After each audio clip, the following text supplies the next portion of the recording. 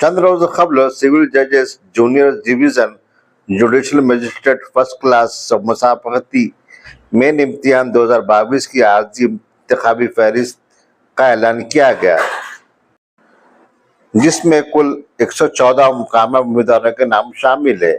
इस बावखार अदालती इम्तिहान में 5 मुस्लिम उम्मीदवारों ने कामयाबी हासिल करके अपने अहल खाना व कौम का नाम रोशन किया है। इन 5 मुस्लिम उम्मीदवारों में एक शुमाइला सदफ सोहेल अहमद का ताल्लुक नांदेड़ से है, जिन्होंने इम्तिहान में रियासती सतह पर 19वां मुकाम हासिल किया है। शुमाइला सदफ की वालिदा शाहीन बेगम नांदेड़ के नूरुल हुदा प्राइमरी स्कूल में मौलिमा है। इस शानदार कामयाबी पर वर्क़ा ताज़ा के एडिटर मोहम्मद नकी शादाब ने उनसे मुलाकात की।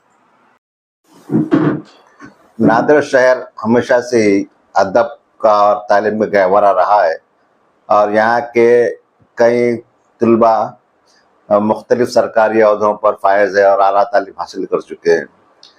नांदेड़ के लिए आज और एक खुशी की बात है कि नांदेड़ शहर की एक होनहार तालिबा शुमाइला सदफ ने भी JMFC इम्तिहान जूनियर सतह में शानदार कामयाबी हासिल की है। इस ज़िमन में आज हम उनसे मुलाकात कर रहे हैं और उनसे इस इम्तिहान और इस तकर्रुर के बारे में तफसीलात हासिल करेंगे। शुमाइला सदफ ने JMFC इम्तिहान में किस तरह से कामयाबी हासिल की है, इस बारे में हम उनसे तफसीली गुफ्तगू करते हैं। शुमाइला, आपका वर्क़ा ताज़ा यूट्यूब चैनल में इस्तक़बाल है। शुक्रिया।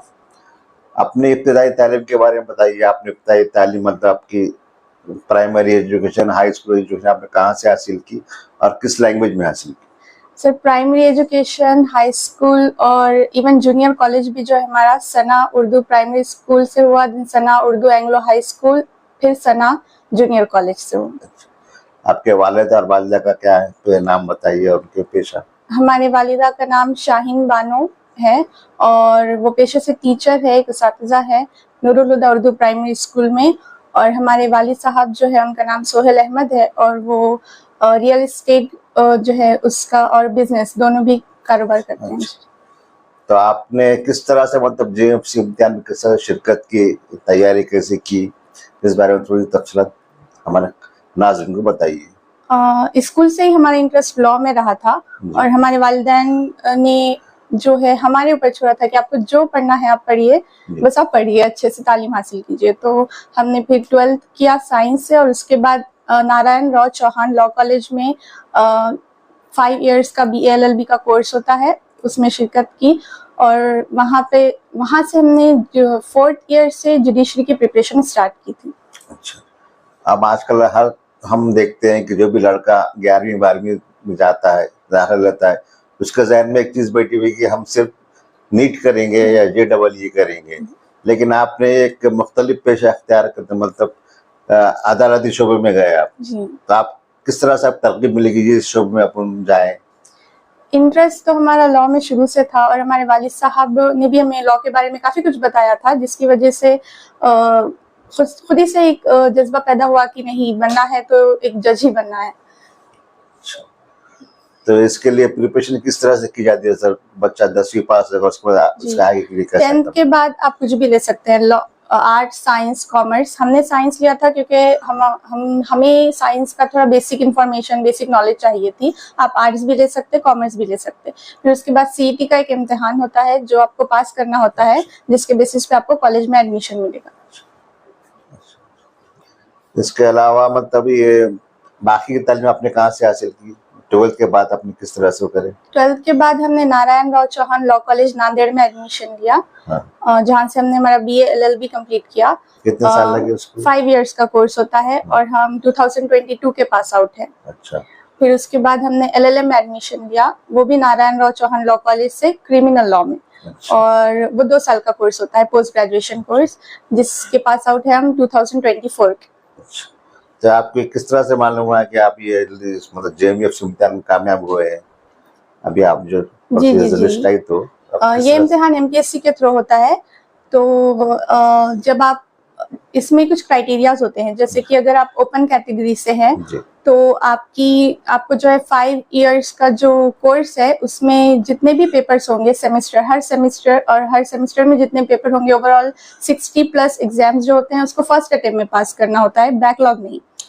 फिर आपकी एज 25 से कम होनी चाहिए, तब आप एज अ फ्रेशर एग्जाम दे सकते हैं, वरना और एमपीएससी की एडवर्टाइजमेंट भी आना चाहिए उसमें, तब आप एज अ फ्रेशर जाकर एग्जाम दे सकते हैं। अगर आपकी एज 25 से ऊपर हो जाती है या फिर आपका कोई बैकलॉग लगता है तो आपको 3 साल की कंपलसरी प्रैक्टिस होती है बार काउंसिल में रजिस्ट्रेशन से। एमपीएससी एग्जाम कब दिए थे आप, कौन से साल में दिए थे? 2023 की एडवर्टाइजमेंट है ये एमपीएससी की, जिसका प्रीलिम्स 2023 में हुआ, मेंस 2024 में और इंटरव्यू अभी 28 अगस्त 2025 में। अच्छा, रियासत सॉरी 25 अगस्त में 28 मार्च में। अच्छा, ये साल अभी का 2025। तो आपके साथ और कितने नादिर से मुस्लिम बच्चे थे और एग्जाम दिए और पास हुए, ऐसा कुछ? नहीं, हम नांदेड़ से मुस्लिम सिर्फ हम अकेले। अच्छा, और स्टेट में तकरीबन 5 बच्चे लड़के थे शायद सब मिला के? स्टेट में टोटल मुस्लिम जो तालिब इल्म है वो 5 है, जिसमें से हम इंक्लूडिंग हम 3 गर्ल्स है और 2 बॉयज। अच्छा, तो अब इसके आगे का मरहला कैसा रहेगा आपका? आप तो ये पास हो गए, इंटरव्यू भी दिए, तखरुर का सब पोस्टिंग कैसे रहेंगे, क्या रहेगा? एमपीएससी के थ्रू लेटर आएगा, फिर मुंबई में जुडिशियल एकेडमी है, महाराष्ट्र जुडिशियल एकेडमी, वहाँ पे 1 साल की ट्रेनिंग होगी और उसके बाद फिर सबको पोस्टिंग अपनी दी जाएगी इंशाल्लाह। तो पोस्टिंग आप किस सतह पे होती, मतलब तालुका लेवल पे होती है, डिस्ट्रिक्ट लेवल पे होती, क्या रहती सर? जी, वो उनके ऊपर डिपेंड करता है कि वो किसको कौन सा इलाका देंगे। अच्छा जी, एमपीएससी।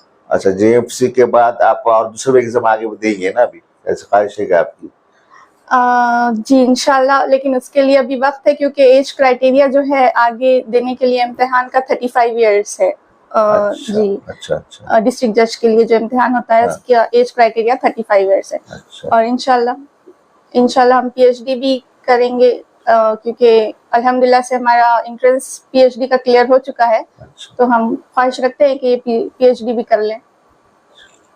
तो आप आजकल के जो नौजवान लड़के लड़कियां हैं जो 11th-12th कर रहे हैं और ज्यादा जो नीट की तरफ जा रहे हैं, लेकिन नीट में उतनी उन्हें कामयाबी नहीं मिल रही है, जी। तो आप उनको क्या मशवरा देंगे कि वो इस तरफ भी अपनी किस्मत आजमा सकते हैं?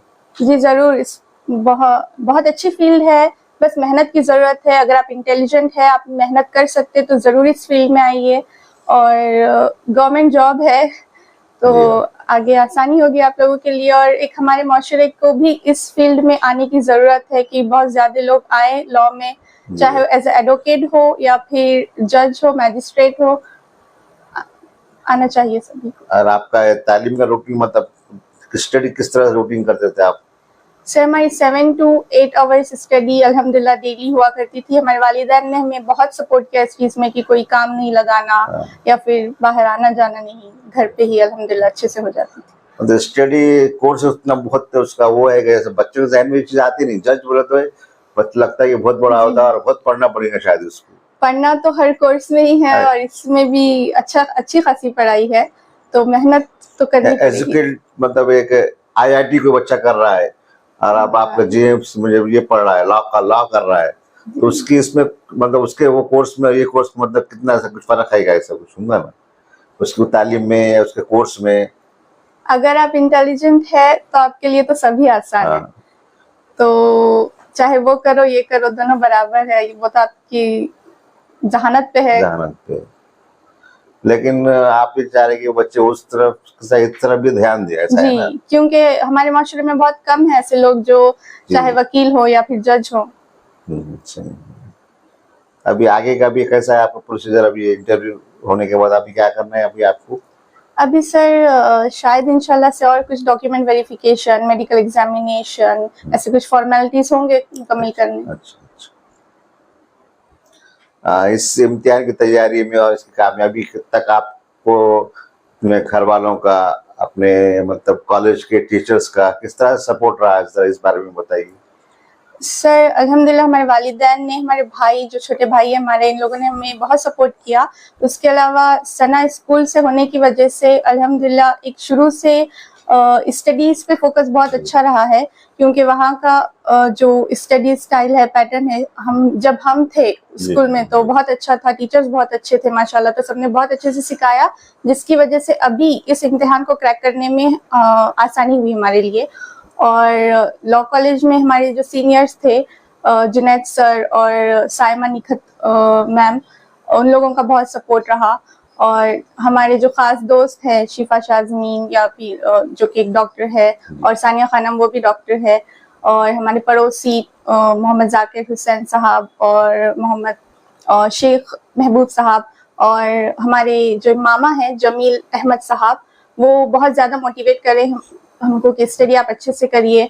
और सबसे स्पेशल हमारे जो है फैमिली फ्रेंड्स है, एहतशामुद्दीन सर जो कि टीचर रिटायर्ड हो गए, वो टीचर थे, और परवीन खातून, वो भी रिटायर्ड टीचर है। इन लोगों ने, हमारे वालिदा के जो स्टाफ मेंबर्स हैं, उन्होंने भी अल्हम्दुलिल्लाह हमें सपोर्ट किया।